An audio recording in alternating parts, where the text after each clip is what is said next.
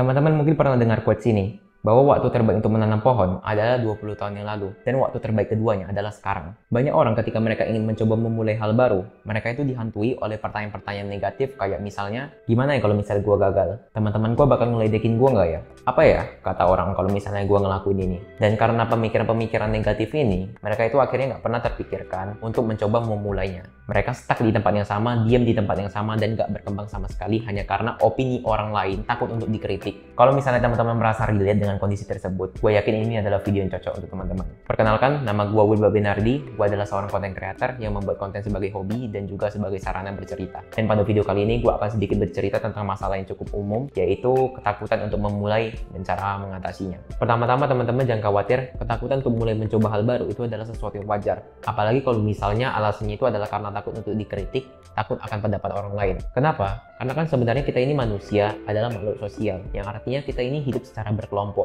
Kita tidak akan pernah bisa hidup sendiri. Maka dari itu, ketika kita mencoba untuk memulai hal baru, itu kan menimbulkan kesan berbeda terhadap diri kita yang sebelumnya. Nah, perbedaan yang sudah tercipta ini, kita takut di kemudian hari kita akan dikucilkan, kita akan disingkirkan, kita akan dikeluarkan dari kelompok kita. Dan secara alami, manusia itu tidak ingin hal tersebut terjadi, makanya itu menimbulkan ketakutan. Kalau misalnya hal ini terus dibiarkan, itu nggak akan menimbulkan hal yang baik, teman-teman. Dikarenakan kita akan berada di tempat yang sama, kita akan stuck di tempat yang sama, dan kita nggak akan berkembang. Parahnya lagi, itu berarti kan kita itu hidup berdasarkan pandangan orang lain dan harapan orang lain terhadap diri kita, bukan karena keinginan kita sendiri. Gue pribadi, gue nggak akan senang hidup seperti itu. Makanya teman-teman kalau pernah dengar quotes, the price of success is loneliness, yang artinya harga dari kesuksesan itu adalah kesepian. Kenapa bisa kesepian? Karena ya kita menjadi berbeda daripada kebanyakan orang. Artinya kita itu bergerak, kita tidak menunggu orang lain. Contohnya nih, misalnya kalian ingin memulai olahraga lari pagi, kalian ngajak teman kalian untuk lari pagi, tapi di pagi harinya kalian nggak ngelihat teman kalian itu di lapangan. Ada dua pilihan nih. Yang pertama, kalian itu tetap lari tanpa teman kalian, atau yang kedua, kalian itu nggak jadi lari karena teman kalian itu nggak lari. Nah, kalau kalian misalnya ingin berkembang, ya pastinya kalian harus pilih opsi yang pertama. Tapi memang nggak dapat dipungkiri bahwa opsi yang kedua itu sering kali dipilih. Dikarenakan kita itu takut untuk memulai mencoba hal baru sendirian. Kita ingin ada teman.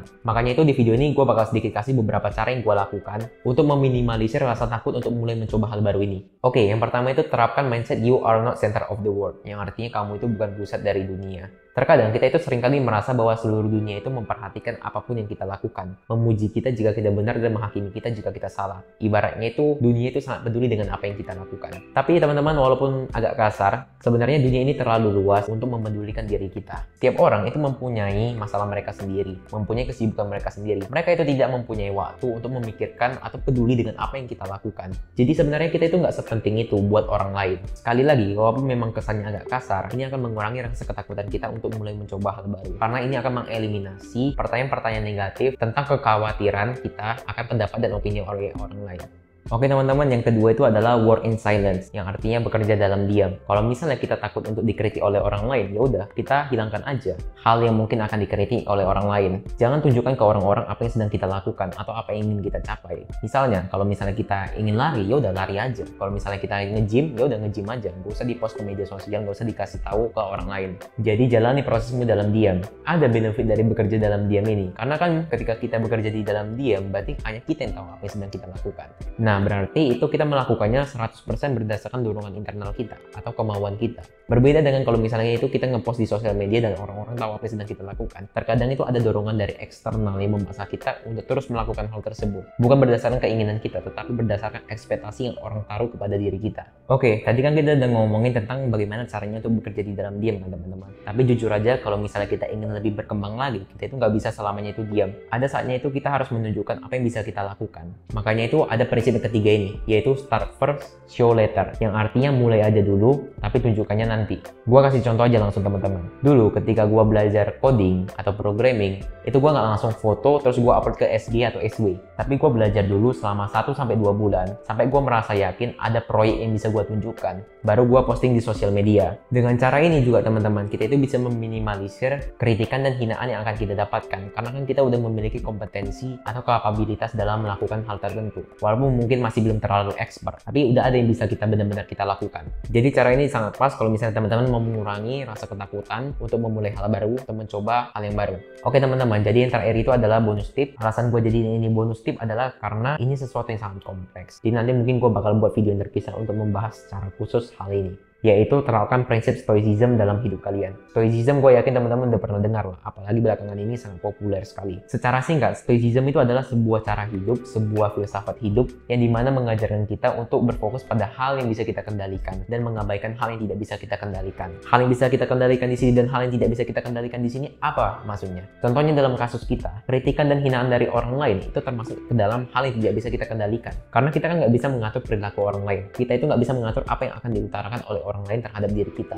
Lalu apa yang bisa kita kendalikan? Yang bisa kita kendalikan itu adalah persepsi kita atau tanggapan kita terhadap kritikan dan hinaan tersebut. Kalau misalnya kritikannya itu membangun, ya udah terima kritikan tersebut. Tapi kalau misalnya kritikannya itu tidak membangun atau malah menuju ke hinaan, ya udah abaikan saja. Jadi itulah maksudnya hal yang bisa kita kendalikan dan hal yang tidak bisa kita kendalikan. Sekali lagi sebenarnya stoicism itu sangat kompleks untuk dibahas secara singkat seperti ini. Tapi intinya salah satu prinsip utama dari stoicism adalah hal tersebut, yaitu kita berfokus pada hal yang bisa kita kendalikan. Tapi hal yang tidak bisa kita kendalikan, gak usah kita fokusin, kita abaikan saja.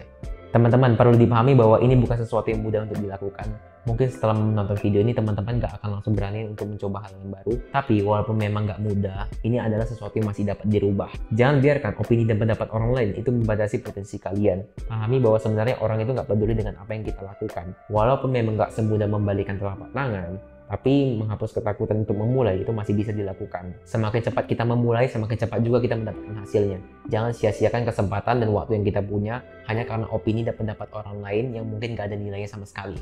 Oke teman-teman, mungkin sekian aja untuk video kali ini. Kalau misalnya teman-teman punya cerita lain, sudut pandang lain, atau bahkan ilmu lain, teman-teman bisa berbagi di kolom komentar, karena menurut gue suatu ilmu itu akan lebih bermakna dan berkembang jika dibagikan. Oke, sampai berjumpa lagi di video selanjutnya. See ya!